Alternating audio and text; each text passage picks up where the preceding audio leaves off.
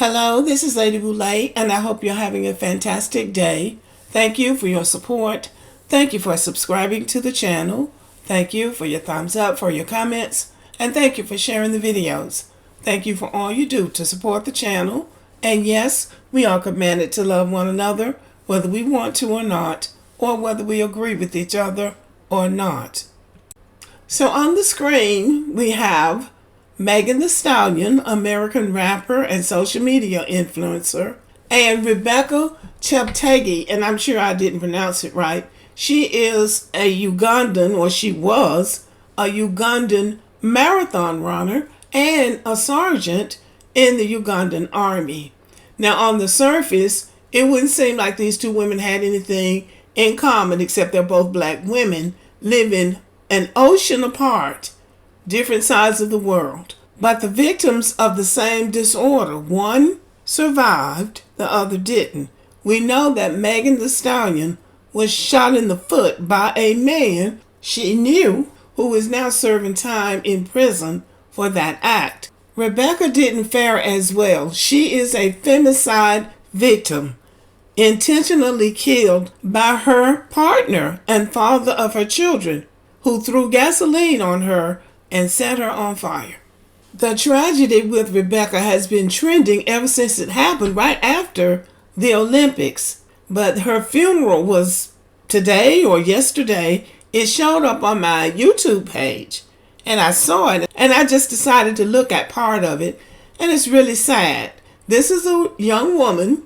She is an Olympic champion. I think she won gold in 2022 or sometime in the past. She won some type of Olympic medal. So she's a competitor, and she came to the Olympics this year, but she didn't win, probably because she couldn't concentrate because of being in this raggedy relationship. But anyway, they were not married.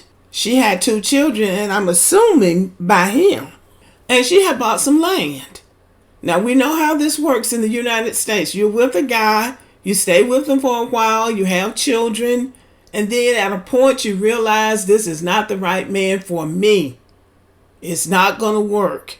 And you try to get out of the relationship, and then something like this happens. And looking at Megan Thee Stallion, she's young, she's talented, she has money. You wouldn't think that she would end up in a situation where a man would do something like that to her.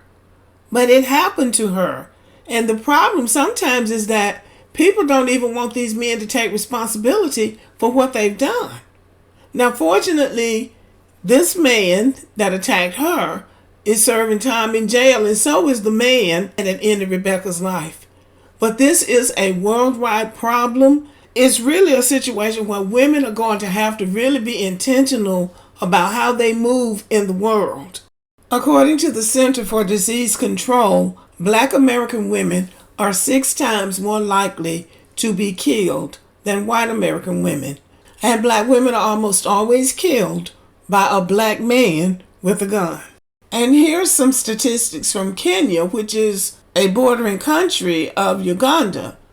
4 in 10 women, or an estimated 41% of dating or married Kenyan women, have experienced physical or sexual violence perpetrated by their current or most recent partner, according to the 2022 Kenya Demographic and Health Survey.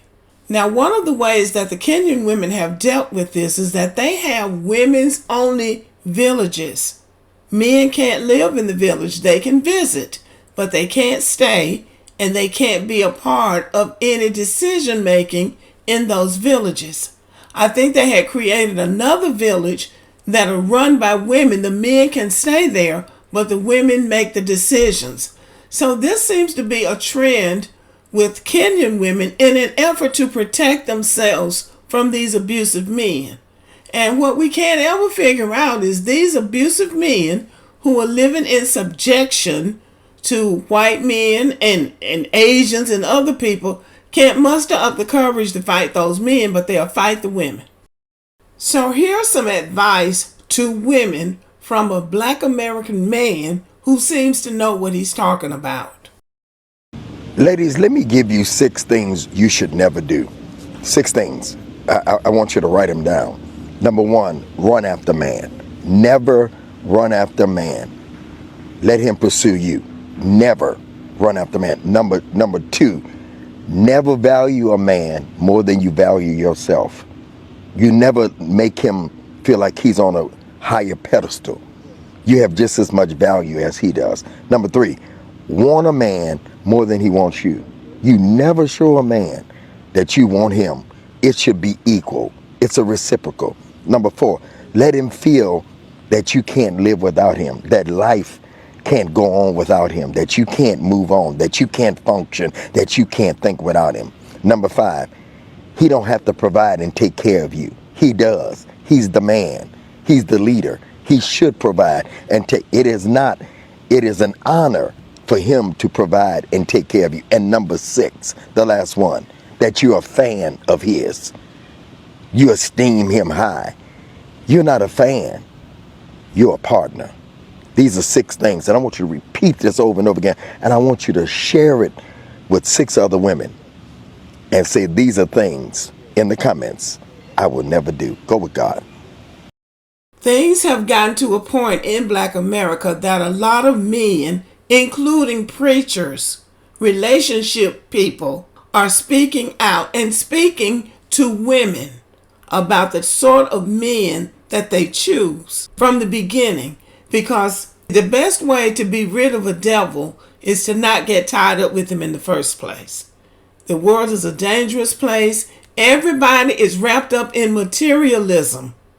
But sometimes people are wrapped up in your materialism, as was the case with Rebecca. And who knows what went on between Megan Thee Stallion and that guy that shot her. So women have to be intentional. This is not a time now to do fly by night and be random and just hanging something or just doing something just to be doing it. You have to think about what you're doing in the world now, because the devil is really loose. Okay, y'all, thank you for listening. Let me know what you think about the video and have a good evening.